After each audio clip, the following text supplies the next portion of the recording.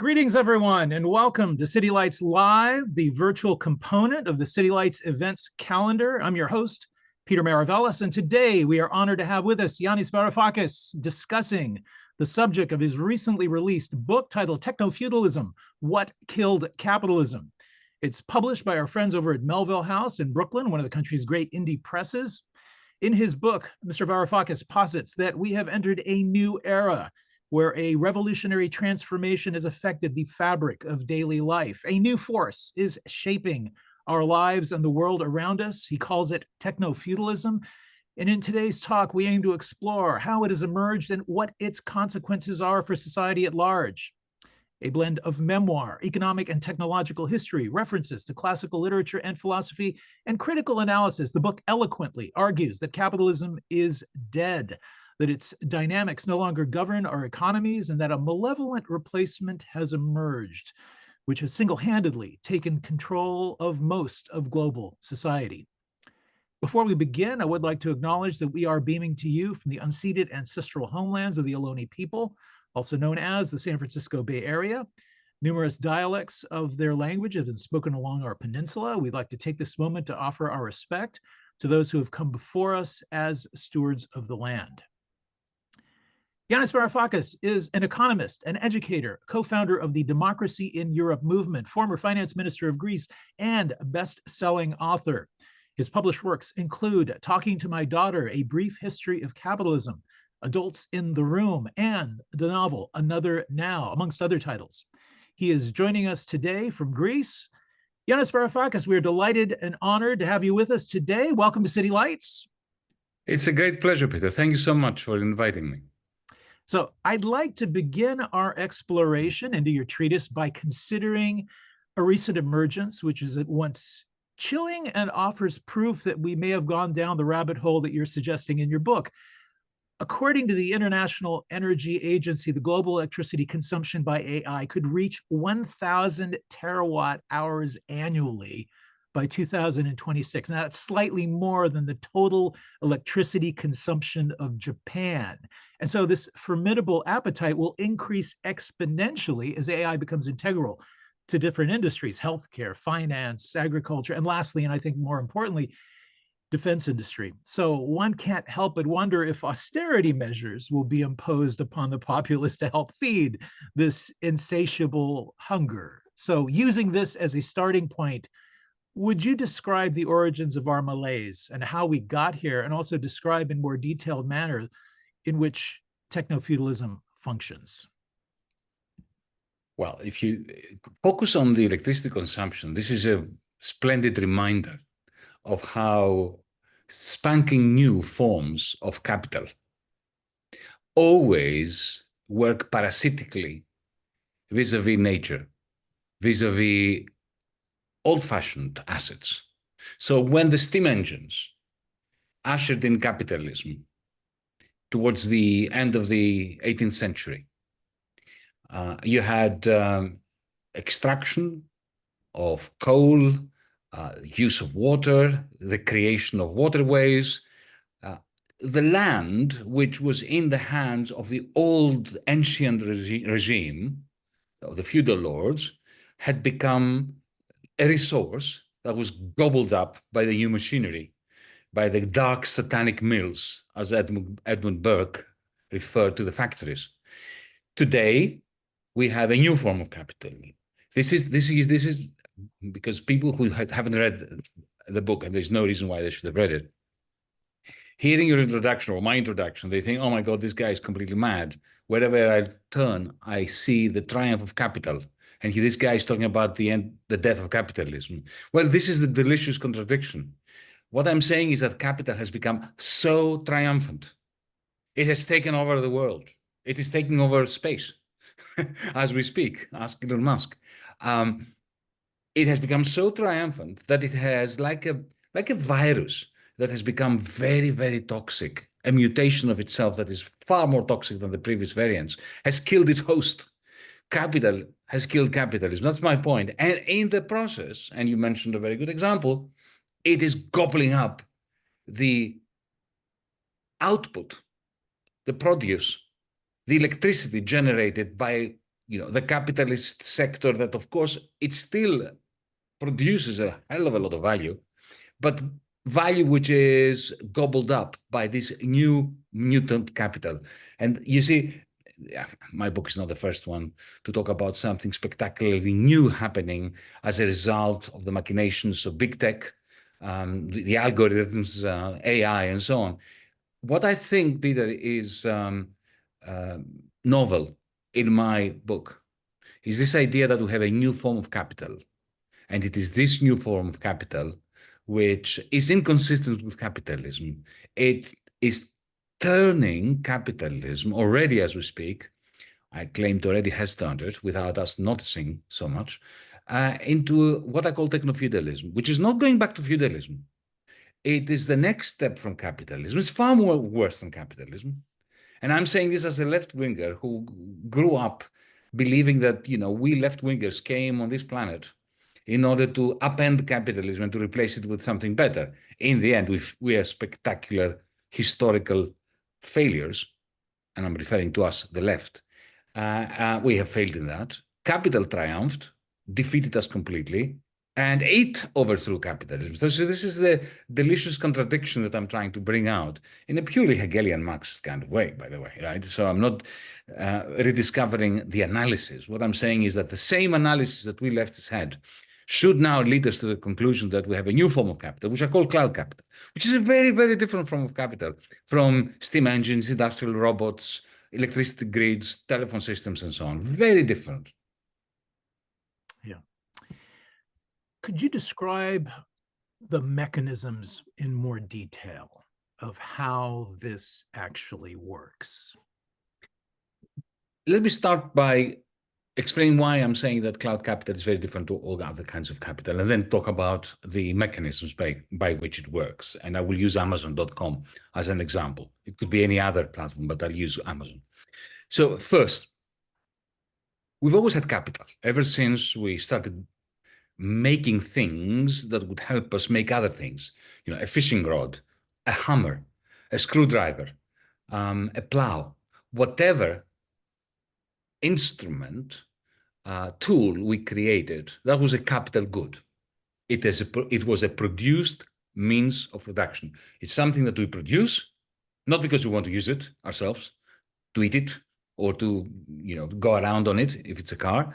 No, we produced it in order to then produce something else. With a fishing rod, you produce a catch of fish. With a plow, you produce corn. With an industrial robot, you produce a Tesla car.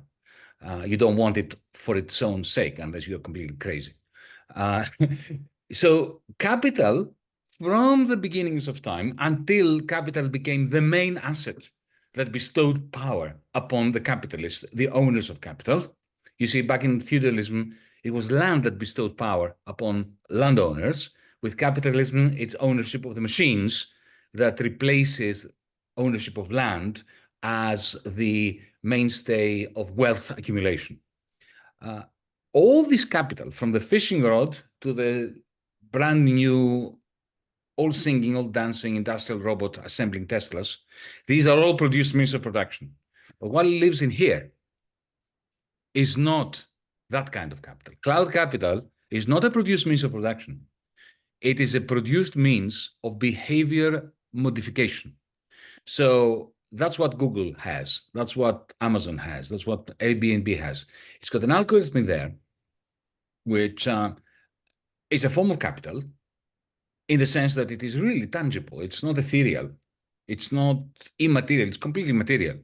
Think of the thousands of miles of optic fiber cables, the huge server farms. I mean, many years ago, when I first visited the server farm owned by Microsoft somewhere in Washington State, I remember it looked like a dystopic, huge, gigantic, satanic mill. It was a factory, not many workers, just this buzz of the servers. So it's all material stuff.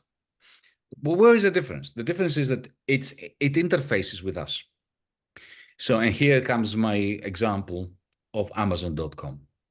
So let me be very specific. The moment you enter Amazon.com, you've exited capitalism. I'll say this once more. The moment you enter Amazon.com, you don't enter a market. You exit markets and you leave capitalism behind you. And here's why.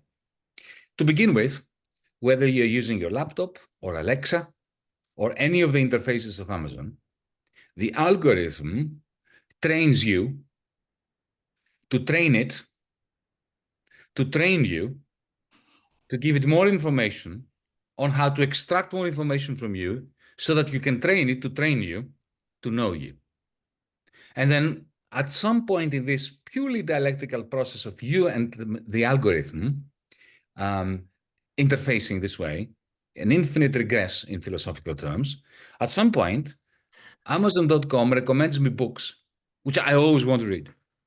I always want to read. And, the experience of reading a book that Amazon has recommended to me ranges from loving it to adoring it. There's nothing worse than loving it or finding it interesting. Okay.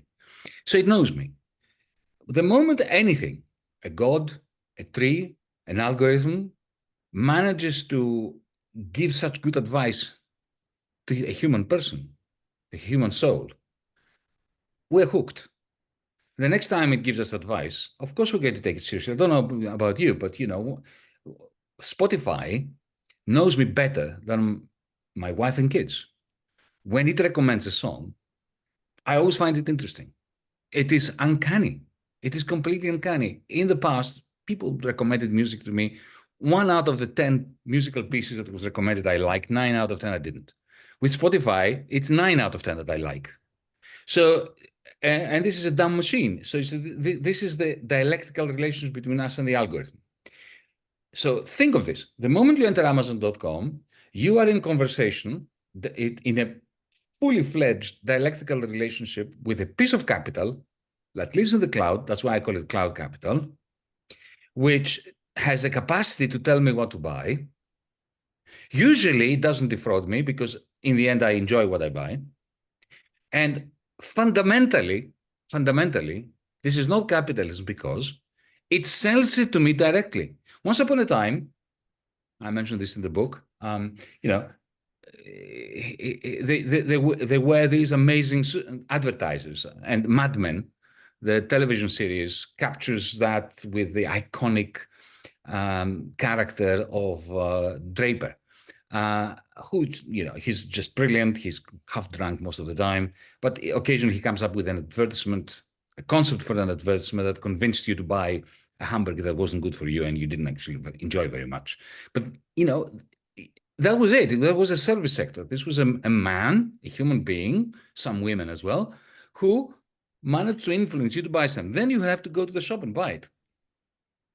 So it was a service industry within the capitalist system. But with Amazon.com, that is not the case. You have a direct interface with a piece of capital which instills desires, it manufactures the desire, and then sells you the item that will satiate that desire outside the market, outside the marketplace. Amazon delivers it to your home. In the Amazon warehouse, there are proletarians working for a puny wage under conditions of precarity. On their wrist, they have another machine like that, strapped, which follows where they go, what they do. It instructs them where to pick up the item that the same algorithm has convinced me to buy, how to package it, where to go. It monitors how many times they go to the toilet, and using the same AI reinforcement algorithms, machine learning algorithms, it detects the probability that in that particular Amazon warehouse, there might occur a high probability of unionization, and then fires those workers or shuts down that particular warehouse. The same algorithm that has convinced me to buy an electric bicycle and sells it to me, guards against unionization. So you have the cloud proles, the people who work in the Amazon.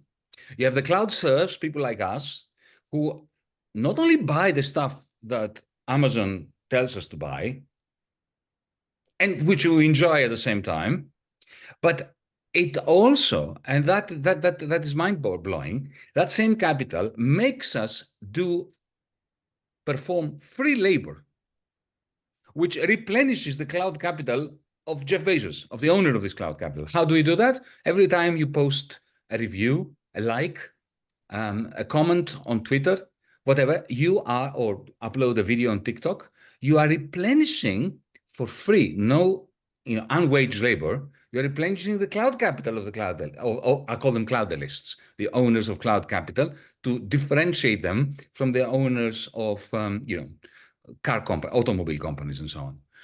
So that, to me, no longer falls under the category of capitalism, even though it is, you could call it hyper-capitalism. There's no doubt that it would be correct. But the reason why I'm divorcing myself from the word capitalism is that I think we need a new word. That's why I invented the word. I didn't invent it, I borrowed it, the word technofeudalism, to alert ourselves to the fact that this is something brand new. Why? Because there are two aspects of capitalism which I grew up to associate with capitalism, which are no longer dominant. What are these two pillars of capitalism? One is markets. Yeah, the difference between feudalism and capitalism was that under capitalism, almost all economic activity was channeled through markets. Under feudalism, there was no labor market. It's very hard for people to understand that, but there was no labor market. Peasants worked, but they didn't receive a wage. The sheriff would come on behalf of the feudal lord and collect the share. That's not a wage. That's extraction, pure extraction. You produce 100 bushels, you keep 40. That 40 is not your wage, is what you have been left with after the sheriff plundered you. And it was not considered, it was considered, this is the damn thing, get plundered. But nobody thought of it as a wage. You couldn't quit.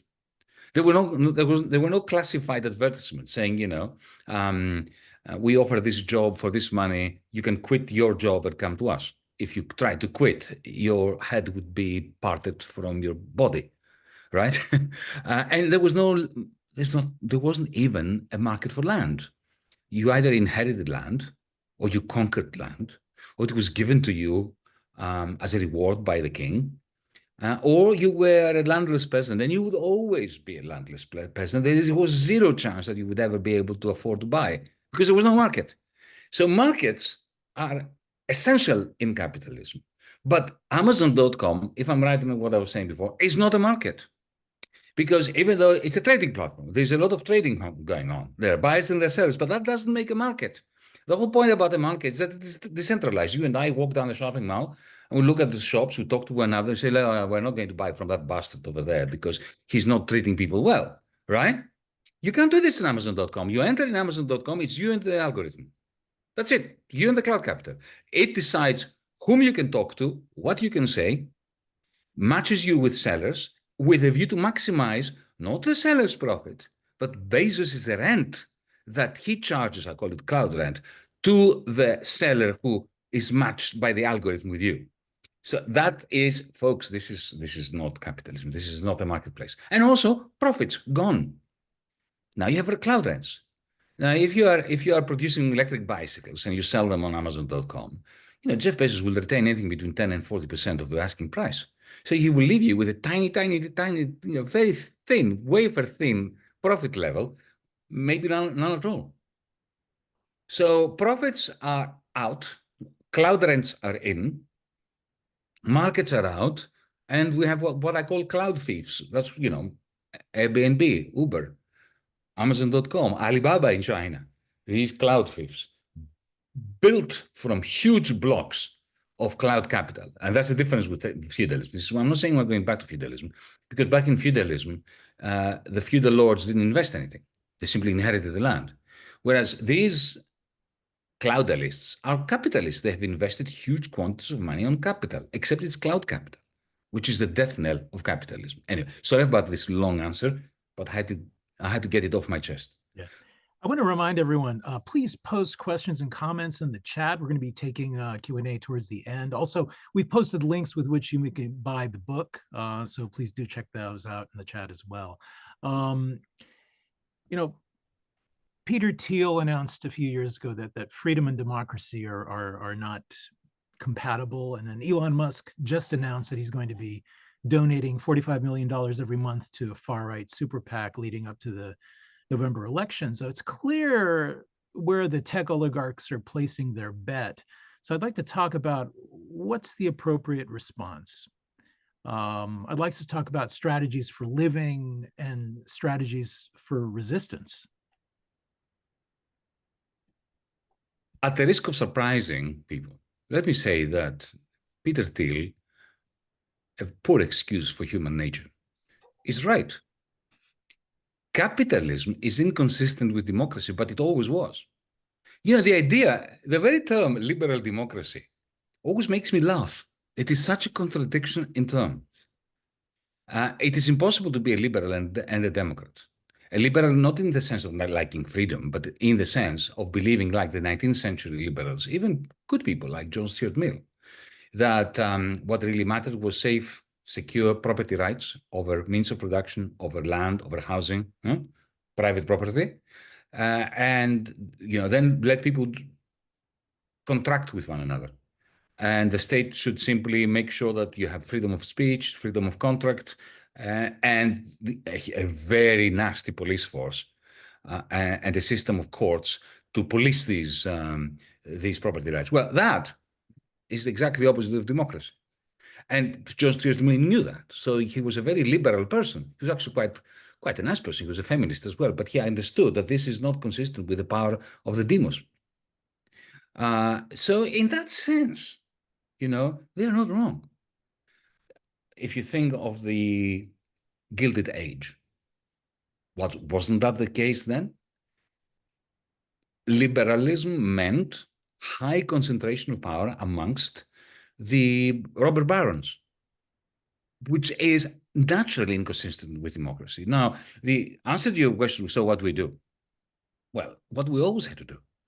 If we care about democracy, if we want to put the demos back into democracy, which, by the way, in your country, the Federalist Papers clearly demonstrate that the objective was to keep the demos out of democracy, to have a system of representative government where the demos was simply anointing people on their behalf to do the bidding of concentrated power and concentrated landowners and slave owners and, capitalists. If we care about the demos, then we simply need to break down the high concentration of property rights over means of production. And now, if I'm right in my hypothesis that we have a new form of capital, which comprises means of behavioral modification, the answer is not to, abandon our phones. I am an addict. I cannot abandon my phone.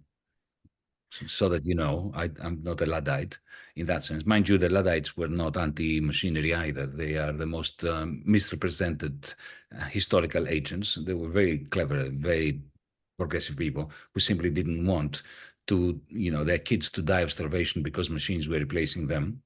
That's very apt today. So to cut a long story short, I don't believe in regulation. I do not believe that big tech can be regulated. I do not believe that we can revisit Teddy Roosevelt and the antitrust golden era against Rockefeller and Standard Oil and all that, because Standard Oil was dead easy. Technically, politically it was hard, but technically it was dead easy to break it down. You broke it up in 50 different companies, one for each state, and then you allowed them to trade cross-border. Straightforward. What do you do with Twitter? The whole point of Twitter is that it's meant to be universal. You want to tweet to your audience globally. You don't want to tweet only to the people in the San Francisco area, right? And also, how do you regulate the bloody algorithm when even the code that was created it does not know how it works? Especially with AI now, the people who have actually written the code for generative AI do not understand why their artifact gives the answers it gives. So how can you possibly have a regulator in some state, functionary department decide how it's done? So the old-fashioned left-wing idea that we need to socialize ownership. So let me give you a very simple idea. Imagine that Amazon belonged to the people who are actually selling stuff and buying stuff. Imagine that Uber belonged to the drivers. It was, a co-op. One driver, one vote. And you used the Uber or the equivalent Uber algorithm in order to coordinate locally taxi drivers, local bus services, metro facilities with citizens. That would be brilliant. This would be a worthy algorithm, piece of cloud capital that is socialized. So the old tradition of the left that we need to socialize the means of production now becomes an even more urgent call for socializing the means of communication, the means of interfacing with one another through algorithms, through cloud capital, to socialize cloud capital. Now, of course, that's easier said than done, of course, but it was never easy anyway.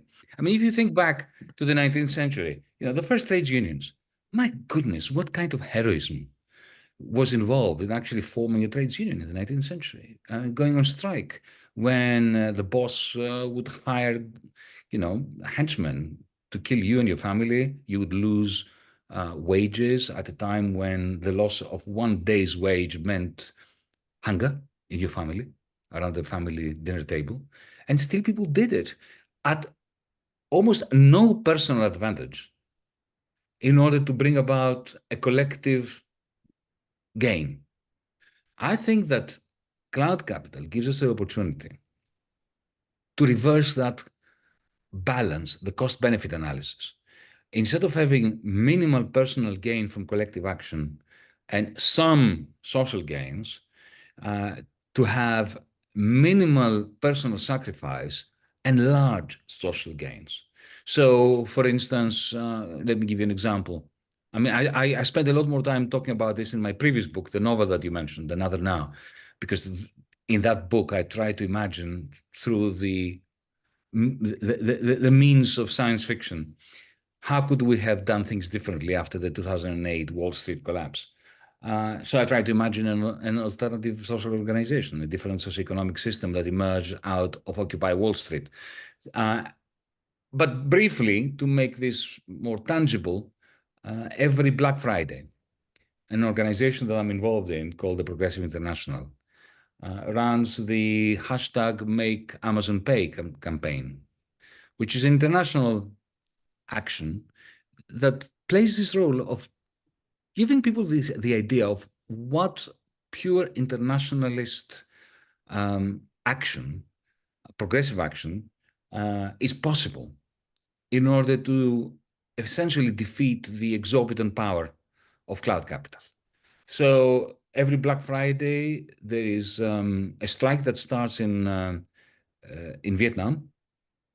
Amazon warehouses in Vietnam, then it shifts to Bangladesh as the sun moves above the earth, then it goes to India, then goes to Germany, then goes to New Jersey, and it finishes off in Seattle. Now imagine if in association with that, we had a one day, don't visit Amazon.com action day. Even that, even if we manage to reduce visitations to Amazon.com by 10%, 20%, that would really affect the share in conjunction with strikes at the Amazon warehouses. You can imagine the power that such a movement would gather, especially if every week we targeted another conglomerate, another cloudalist, with a view to changing corporate law, so that we start the process of socializing, of shifting ownership of these algorithms to the users, to the people that I now call in my book crowd proles or cloud serfs. So I want to remind everyone the Q&A is just around the corner, so please do post your questions. I want to take this down a slightly different road now. In one of the chapters of your book, you mentioned the importance of words, the importance of accurately describing phenomena so as to better understand them. And you cite the romantic novel Daphne Chloe as a way of kind of understanding this. What's the importance of this for a citizenry that is able to kind of engage with subjects and accurately and effectively, deal with them? Well, if you don't have a word for something that is really affecting your life in new ways, then you don't realize what is going on. You don't realize, unless you have a word for it, the human mind is very difficult to wrap itself around the reality that that word should be expressing. So if you think about it, even collections of words like Black Lives Matter concentrated the mind. These were three words that lifted a great deal of the burden of explaining what this movement was all about. So similarly, suppose you and I were having this discussion in 1800 in San Francisco, right? Or in London, for that matter. And we were talking about the state of the world. Now, in 1800, wherever we looked, we would see the power of feudalism, the power of the church, the power of landowners in Britain, in France, in Germany, in Africa, in colonial Africa, in the United States. And yet, some people, some very bright individuals decided that the rise of the machines, of the steam engines, of the first steamships, of the locomotives, that was not just a tweaking of feudalism. They could have decided to call the new system industrial feudalism or market feudalism, and it wouldn't have been wrong because everything was feudal. But they were industry, they were machines, they were markets.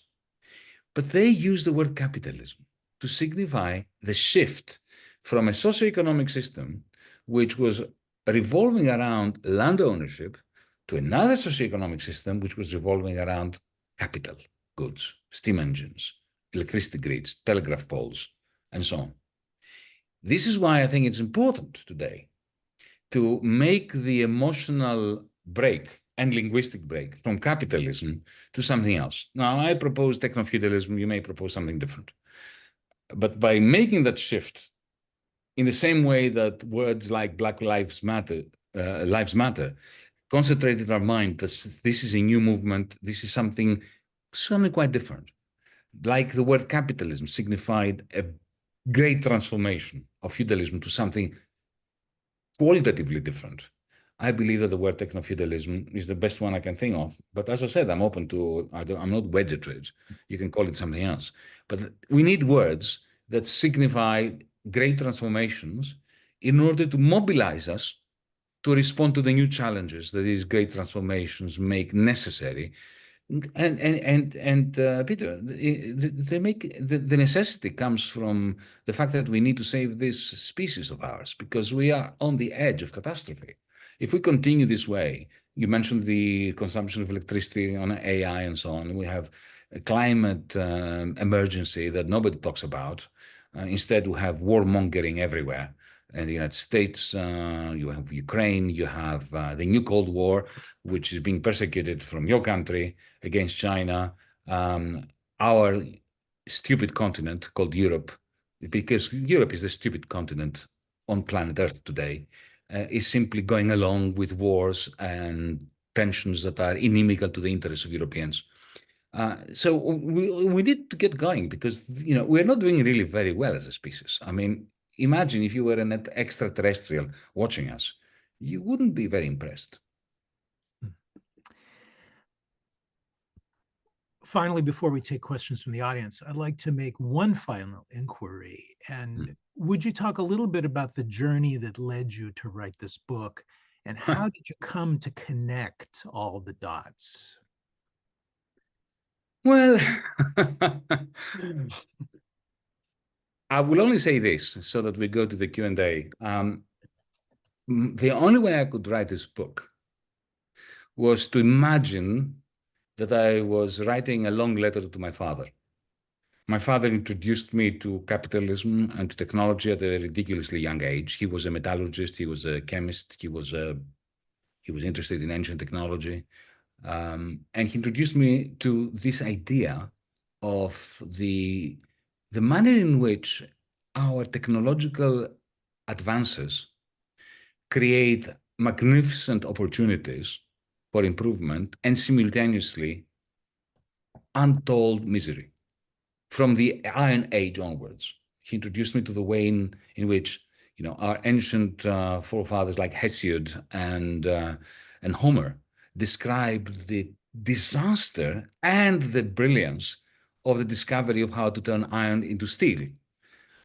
So I started the book as a letter to my father, taking it from there, and then explaining why cloud capital is essentially, more or less, yet another technological revolution, which is upending the way we relate to one another as human beings, and why we need collectively to respond to the challenges that that transformation has made. So I just, for the last 10, 15 years, I've stopped writing like an academic because it's boring and soul destroying and futile in the end. You simply write a book for 20 people like yourself. You might as well have a dinner party and explain to them your ideas. So I started writing for a broader audience, and my technique for doing that, for escaping academic narratives, is to write my books as long letters to actual human beings. So you mentioned talking to my daughter. This was my letter to my 12-year-old daughter, explaining to her capitalism without using the word capitalism. And so that's what I'm doing. Beautiful, beautiful. So we've got a bunch of questions and comments. Right. I'm going to see how many of those we can take as we're coming up on the hour. Let's see. Okay. So Tom says, technofeudalism implies fixed social classes, often intergenerationally. Doesn't capitalism contain a degree of dynamism, even for individuals, which a feudal model lacks? The feudal model did lack it. You're quite right. But the techno-feudal model, remember, techno-feudalism is not simply returning to feudalism. It is a new regime. So the techno-feudal lords, whom I call cloudalists, and that includes people like Jeff Bezos, they're not like the feudal lords of yesteryear. You're right. There is a lot of dynamism. I mean, Jeff Bezos may die tomorrow, and then it's not at all clear whether he's got offspring that will take over, the title, who will become baron or earl, because they're capitalists. But the capital that they own gives them feudal powers to extract cloud rent from proletariats, from people like us, users, and of course, from the precariat, who are increasingly becoming fodder to this techno-feudal or cloudalist process of value extraction, essentially, not so much creation. Yeah. Julie comments, yes, let's start cooperatives for drivers, online markets, communication, and social media. We need some dedicated programmers and some investments. We can do this. Julie, you're right. You're right, but it's not enough. There are many cooperatives that have sprung up. I work with some of them in California, in Spain, all over the place. But beware, this is not the first time that cooperatives sprang up in the 19th century in Britain. So you may check out if you haven't heard of Robert Owen. Robert Owen was a pioneer. He created many non-capitalist islands in the middle of Britain. And not just Robert Owen, but quite a few other people. They were socialist cooperative banks in Britain. I remember when I lived in Britain in the 1980s, late 1970s and 1980s, there was one bank that Margaret Thatcher hated more than any because it was a cooperative bank. So you opened an account and you had one share. It was one person, one share, one vote. And it was a very successful bank. It was called the Trustee Savings Bank. It was hugely successful. It never had a problem with bank runs. It gave high interest rates to depositors, low interest rates, relatively low interest rates to people taking mortgages out, to small businesses. It was an ideal bank. She hated it so much because it was cooperative. So you know what she did? She ordered that it is privatized. But then her lawyers told her that it can't be privatized because it's not owned by the state. So you know what she did? She nationalized it and the next day privatized it. So the point I'm making, Julie, is that we can start cooperatives that can make it work, but unless we use the power of the demos, the democratic process, to change corporate law, so that we start socializing the existing conglomerates. If we fail to do that, then the cooperatives we set up will eventually be gobbled up either by the conglomerates or by the state that works on behalf of the conglomerates. Let's see. Nathan says, how do we integrate planning for post-capitalism, quote unquote, simultaneously to avoid the complacency of a political economic reform? Cooperatives, hold on a moment. I just lost the cooperatives are a relatively minor reform considering they exist in the current economy. Well, it is not a minor reform if you use the legislative process. Imagine for a moment that we change corporate law and we turn shares into the equivalent of student cards or library cards in college. Think about it. When you enroll at college, you get a library card or a university ID card, a student card that allows you to vote in the elections, to use the library, go to the sports center, walk around the campus. You have one person, you have one vote, right? And then when you finish your degree, when you leave the college, you hand it over. You cannot sell that card or vote. You cannot lever it up. You cannot lease it. You cannot buy it. Imagine if you were to do that and every corporation suddenly became owned by the employees on the basis of one person, one share, one vote. I'm not talking about nationalization or anything like that. I'm simply talking about rendering shares person-specific, employee-specific, and non-tradable. Legally, it's one page of a law, right? But that is the most expansive revolution you can ever imagine. Of course, the powers that be will nuke us before they let this happen. But it's not a minor thing, and it's important to keep it in mind that this must be our task. It's very difficult from experience, I can tell you that it's very difficult for people to wrap their minds around. But once they start thinking, hang on a second, yeah, we have one vote when it comes to elections, or we should have only one vote when it comes to elections, right? Why do shareholders have as many votes as they have money to buy shares? That's crazy. That's absolutely mad if you're a Democrat. So start thinking of a democratic movement that demands a new corporate law which decommodifies share ownership. Well, we find ourselves coming close to the top of the hour. I think we have time for maybe one more. And this is from Navina. Navina says, thank you for the book. Talking to my daughter about the economy, it explained many confusing economic terms to me, coming with the math background. What would individuals use as the means of communication when coordinating blackout days? Assuming not Twitter, but maybe? Blackout days? Oh, well, we can create our own. I mean, there are so many different, already, there's Blue Sky, there are all sorts of alternatives to the big tech platforms. But what has not happened so far? We have had political revolutions. We've had political movements. We have not political movements that develop their own social media. I mean, Trump did it with that awful thing called Truth Social, whatever it's called. But why don't we progressives develop our own Twitter in the same way that drivers should develop their own Uber?